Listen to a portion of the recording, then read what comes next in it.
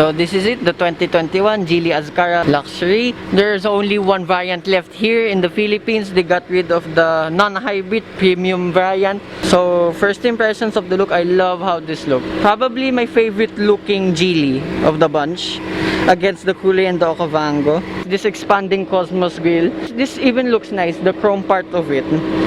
And here's your camera here as well under the Geely logo. That's for your 360-degree camera. Also, I love these LED lights. Very cool design. There's even a Geely logo in there. This part of the vent is not real, but at least this one is real.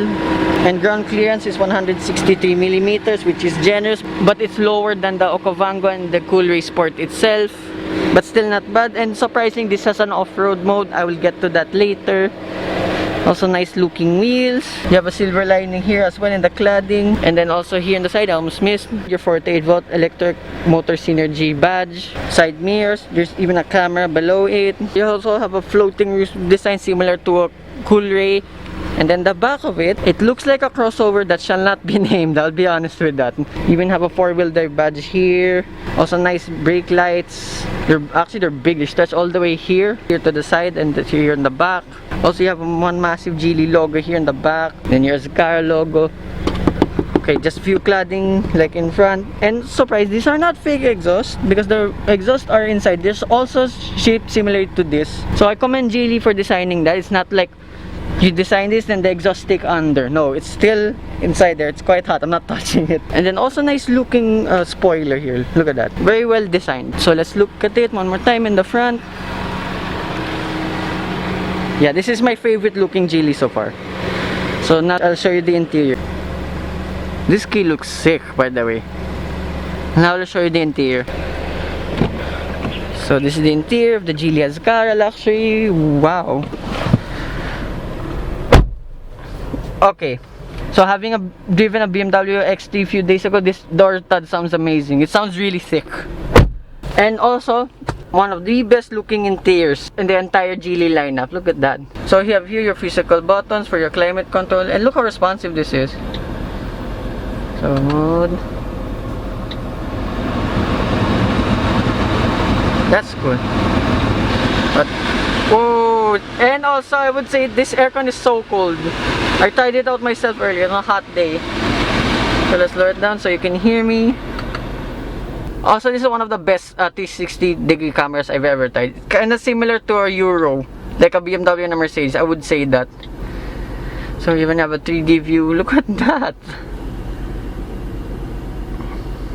I wonder how my car will look like. Whoa, my car's big, but that's fine. Look at that. And here on the steering on the right side, you have adjustments for the digital display in the middle. I'll get to the fuel consumption in a bit. That's also accurate. So here on the left side, you have your cruise control functions. And for your phone, actually it's here on the left. There's one blank button only, but that's fine. And quality fit and finish in here is amazing. Only here below is the only part that's plastic. So you have a bottle holder and cubby space on either side. The cubby space is just a bit small. You have a button here, kind of like a VW, how you open the tailgate. Okay, it's opening there in the back. Everything here in the door is just hard, durable material, like leather-like, but it's still squeegee. Here's a bit more plastic, but that is it. But the leather here is awesome. It's so soft. There's even stitching on it. You have your window switches here. They're also silver lining. That's cool. Then here on the side, you have adjustments for the light here, and then a very small cubby space here. I'm not sure even a card would fit here, but there's another storage compartment where you can put your cards and money and tickets in there. Back into the center console. Also very cool looking gear lever, I would say. Also, it's wrapped in this nice silver chromey material. These are your drive modes. There are 4 modes: Eco, Sport, Off-Road. I used all these driving modes already, but I will demo it later on in the drive, and I'll explain it as well. So back here in the center console, just few blank buttons only. I don't know what else you put here. This is for your 360-degree camera, your parking sensors, your hill descent control, and then electronic stability control button. Then here on the side, there's a cubby space, which is enough for my phone. It did not even fly out all earlier. I tried it out, so kudos to that. And then there's your electronic parking brake and auto hold function. Just a few gloss black here around, but it's fine, just enough. Also, you have grab handles here. This will do for the passengers, I will explain later during the drive. So move this. This opens your 2 cup holders. So I think a medium size cup and a regular size cup will only fit in this. I'm not sure with the large one, but there's still grips around it. And another small cubby space here. I don't know what that's for, probably coins. Also, shout out to Sir Ellie.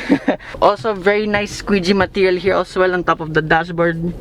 Not much plastic, just here around the digital cluster. That's about it. And a bit on the aircon side as well. But look at that. There's a nice design around the hazard light. Similar to the cooler as well. Okay, there's just this gloss black here. But it's only minimal, so it's fine. And then here you have your start-stop button wrapped in a silver lining with the leather but it's a bit harder on this side now. Also nice design here, and then glove box. Okay, that is big enough. I mean, yeah, that is big enough. And then underneath here, I might miss it again. Underneath the center console, you have a net storage for the passenger side only, and then you have 2 USB ports on each side. Yeah, a phone can fit here. Also, this has a wireless charging, but it doesn't support my phone. But yeah, it will still fit and won't fly around because it's rubber type, the material, so it won't fly around. So that's nice.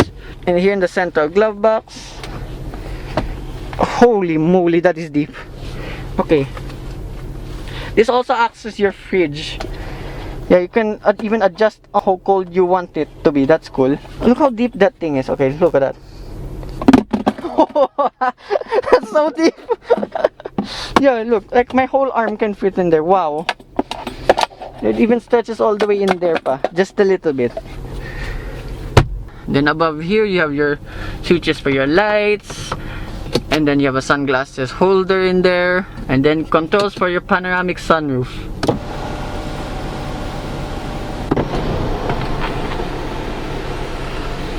I'm remembering the Volvo XC60. There's like a warning here if your passengers don't have their seat belts on. There's also one here. Just it only says for the rear passengers only. So that was taken out straight from Volvo. And then visor. There's a mirror here with a vanity light. Nope, but nice material here in the headlining as well as the visor. So now also nice leather seats. These are so comfortable. This is probably one of the better seats of the Geely lineup. So that's about it in front. I'll show you the back. So this is the back of the Geely Azkarra luxury. I forgot to mention in the front, this door handle, I think it's the same in the cooler. It looks so awesome. Also carried over from the front, just this part only is your plastic, but even smaller cubby space. Same with the other side. Also nice looking speakers with around the silver lining. And yet, like usual, the chrome on the door handle, even here, and then the leather type is still soft. That sounds so thick. Toys here in the back. You have your lights, just very small, but I think they're bright. I can't see just because the sun is out. Look at the panoramic sunroof. It stretches all the way here, like. Wow, that's so cool. Like I know some car brands will stretch only up to here, up to this point. But this one stretches all the way here in the back. Space here in the back is also exciting. Despite having the sunroof, I mean, just enough for me. Taller people might struggle because of the, as I said, the panoramic sunroof. But for me, it's still fine. I am 5'4" by the way. And then, leg room and feet room. Look at that. That's my driving position, by the way. And then here on both sides of the seat, this one's plastic, by the way. You have net storage. And then here in the middle, you have 2 air conditioning vents and then 2 USB ports. And there's a cubby space also below. Yeah, but still there, at least there is. Also, transmission tunnel is just only minimal. So sitting here in the middle, okay, it's not even too much in the way as well. So I don't mind stepping on the transmission tunnel. But headroom here in the middle, just a bit more because this is open, but yeah, okay, just a bit more space here in the middle because of the panoramic sunroof, unlike on the left and right side of the seats because of this part. But still here in the middle, just a bit harder than sitting here on the right and left side, but it's still comfortable to sit here in the middle. Also, you have coat hangers on either side as well. And then here in the middle, you have an ISOFIX anchor points underneath here on each side. And then central armrest. Yeah, there's a small hole there. Unlike some, you have to force your fingers in. This one, you can just like pull it, just like that. And look at that. There's even pop-up cup holders. Very similar to BMW, I must say. It's big enough, the central armrest, so not bad at all. So this is the boot space of the Geely Azkarra Luxury. There's electronic tailgate. This was the first Geely, by the way, to have an electronic tailgate as well. So this is the space with the seats up. It's 320 liters. Yeah, surprisingly 10 liters less than the Coolray, but it looks bigger for some reason. So here on the side, you have hidden storages. And then there's a 12-volt socket here. But at least this has a tonneau cover. It's not like the stick out tonneau cover, and like in the Coolray, this one's a real tonneau. You can hide it away still and then store it somewhere here in the boot. Also net storage here on the right side. Underneath, you have a space saver donut type tire, so that's cool. It's not like the Okavango, which is underneath, since that was a 7-seater to be fair, but still nice. It's still inside the car. And there's a jack here as well. So also you have one light here as well on the side, and grocery hook on the left side. So I will show you with all the seats down. Now with all the seats down, there's no official figure with all the seats down, but at least it doubles up like in the Coolray. But with the seats down now, I think it's just a little bit more spacious now. It just looks like, but I think because of the panoramic sunroof, this is really spacious. Even though the numbers don't tell everything, like it's 10 liters less, yada yada yada, but it's still very spacious for this kind of SUV. So with that I will show you the engine.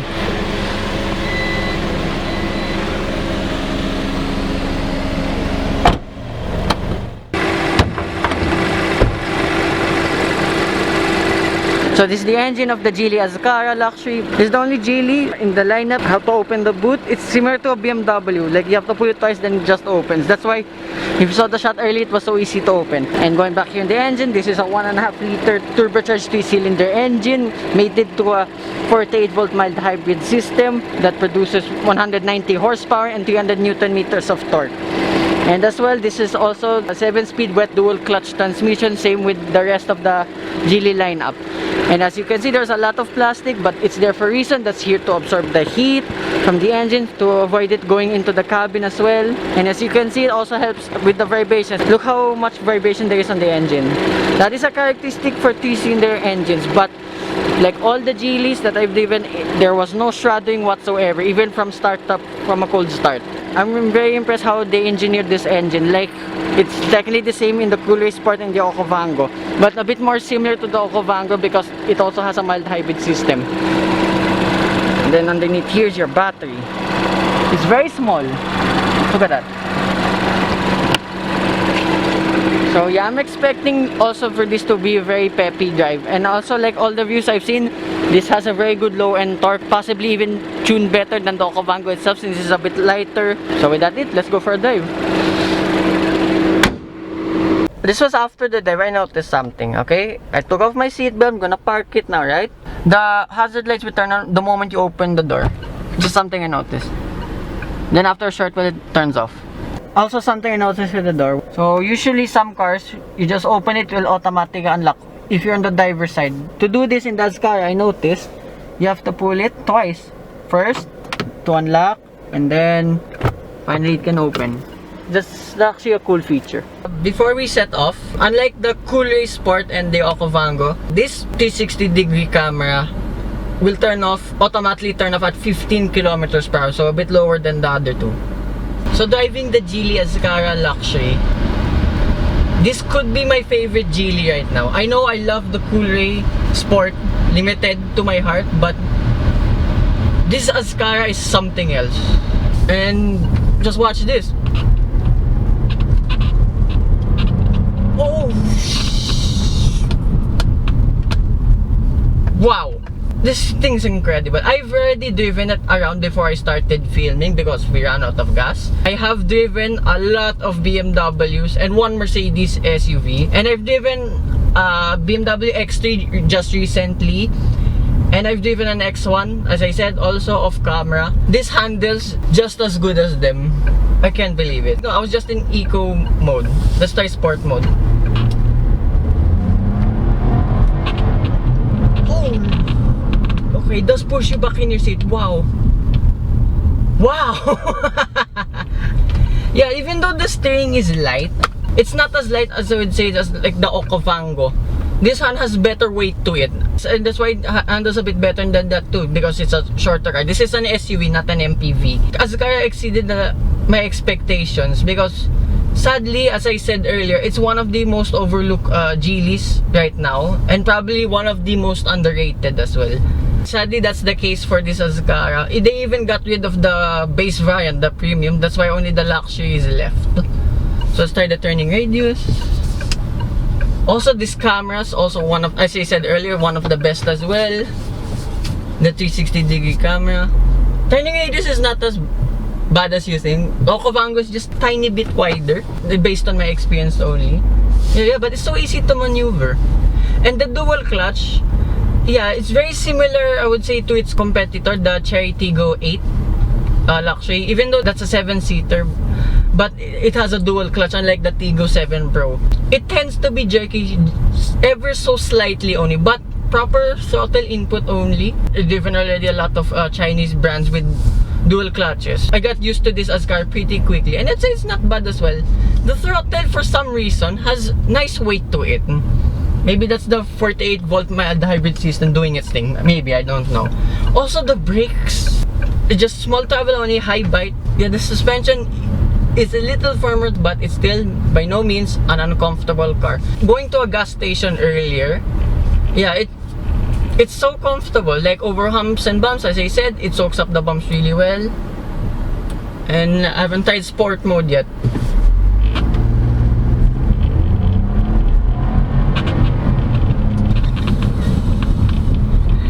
Woo! Oh yeah, let's try manual mode. I haven't tried manual mode.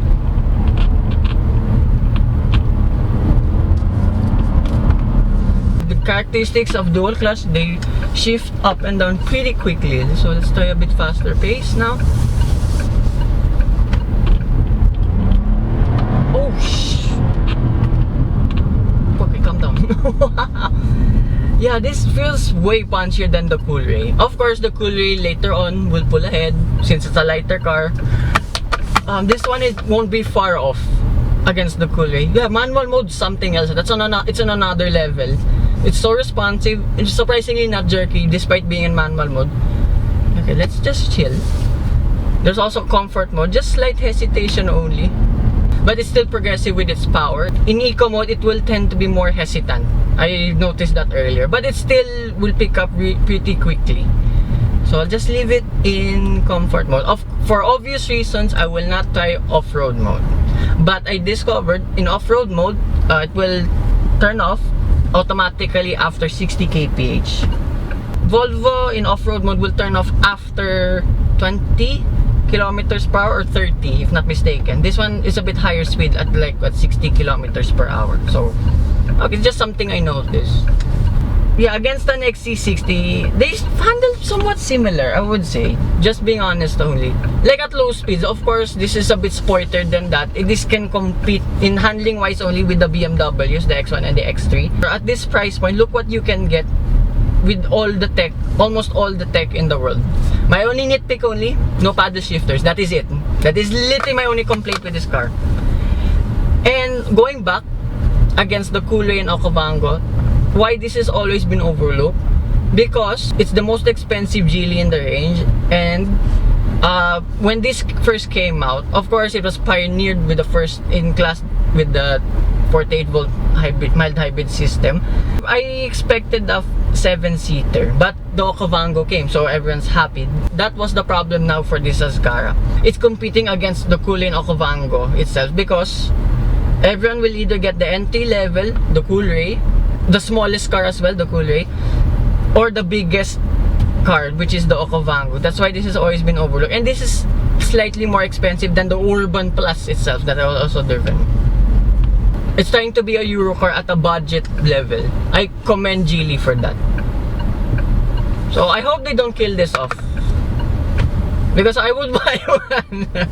I would buy any of the Geely lineup, to be honest. I'm just a bit more attached to that Coolray Sport Limited, but this one I will definitely consider as well.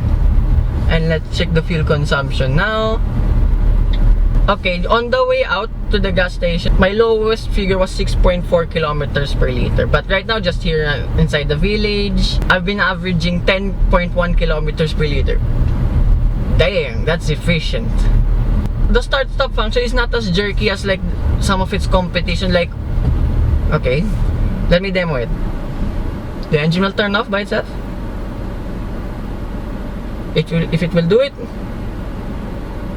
I know it will take a while before it will turn off. There, see, it's just right. When you instantly press the throttle, it just slowly glides forward. Unlike some of the, I think the Chery Tiggo 8 as well, I think, okay, even the Tiggo 7 Pro, it's just slightly jerky when the engine fires back out. This one is so smooth. I remember now, the handling is so good because it's tuned by Lotus, which is also owned by Geely. No wonder. There's so much good weight on it, despite being an electronic power steering only. And this grips a bit better than those cars since this is an all-wheel drive system. Woo! Also, NVH is spectacular. You can hear the engine, which is great. That's a nice sounding 3-cylinder engine. There's not much rudder on it. The 48-volt mild hybrid system helps it a lot. The brakes are really good. There's very minimal body roll. Like even heavy corner, I tried it going to the gas station earlier. Barely a hint of body roll. It's amazing. Would they take one though over a Coolray? Possibly yes, because I feel a bit more confident with this Azkarra Luxury because it has off-road mode. I mean, the Coolray and Okavango can off-road as well. Not heavy, but like light off-roading, a bit muddy. And shout out to Gretchen and Sir Archie of Second Skin Industries. They did kinda off-road their Azkarra in a Batangas trip a few months ago. And I see why Miss Gretchen Ho picked an Azkarra Luxury. Kudos to you, Miss. You picked the right Geely for you.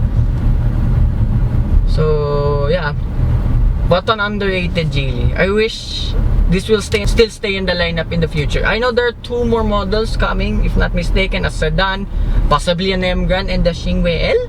Only based on the shadow teaser in the Geely PH website only. Floor it one more time. Whee! So that concludes my review of the underrated Geely Azkarra Luxury. So hope you guys like and subscribe, and I will see you with more future car reviews. One more time. Whoa! Bye bye.